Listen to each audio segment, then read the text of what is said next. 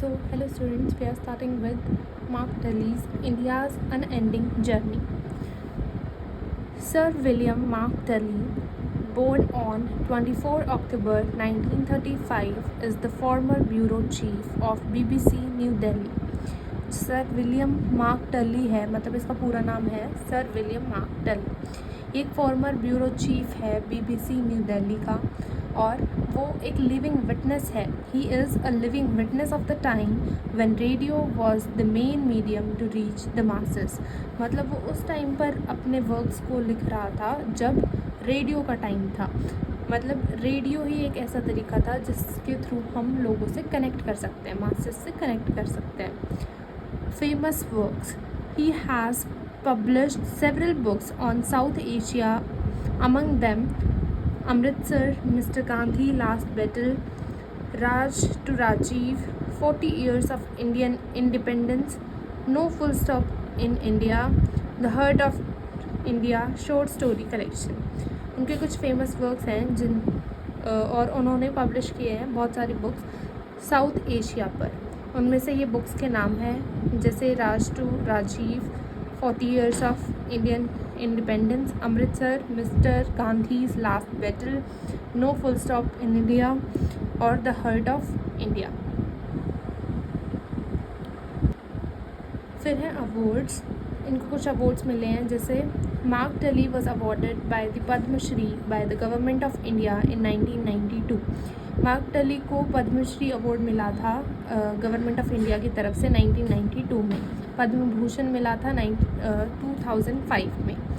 He was knighted and received a KBE in 2002 में उन्हें ये अवार्ड मिला था। Then Tully is a venerable figure in broadcasting community. वो एक वनरेबल फिगर हैं ब्रॉडकास्टिंग कम्युनिटी के भी। राइटिंग स्टाइल है फिर उनका, his treatment to plots taken up in short stories are purely objective. वो अपनी शॉर्ट स्टोरीज़ में ऑब्जेक्टिव पॉइंट ऑफ व्यू से लिखते थे जो भी वो प्लॉट्स लिखते थे। ऑब्जेक्टिव का मतलब है कि वो जो फैक्ट्स होते थे उन्हीं पर लिखते थे, अपनी तरफ से कोई भी एडिशनल इंफॉर्मेशन नहीं डालते थे उसमें। He explores systems, cultures and post independent mindset of people.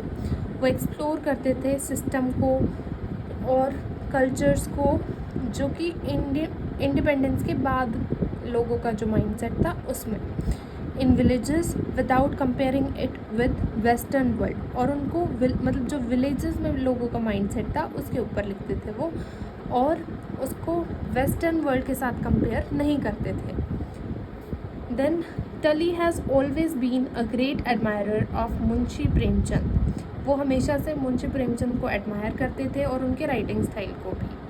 Tully is a conservative right wing which also endorses socialism and community while recognizing the role of individualism and freedom. सबसे पहले हम introduction करेंगे, उसके बाद हम उसका title लिखेंगे, उसके टाइटल के बारे में लिखेंगे थोड़ा सा 2 या 4 लाइन। उसके बाद हम बुक के बारे में लिखेंगे, फिर अब हम अपना मेन आंसर या क्वेश्चन स्टार्ट करेंगे या फिर हम अभी चैप्टर वाइज स्टार्ट करेंगे।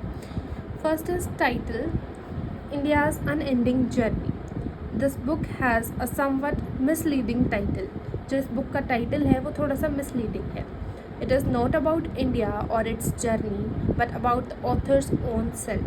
ये इंडिया की जर्नी के बारे में नहीं है, ये ऑथर के खुद के बारे में है।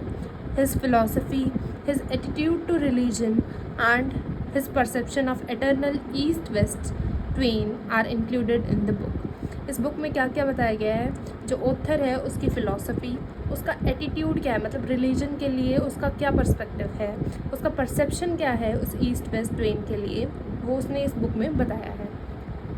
Then is about the book. The book is a unique kind of autobiography. जो बुक है वो एक तरीके की ऑटोबायोग्राफी है।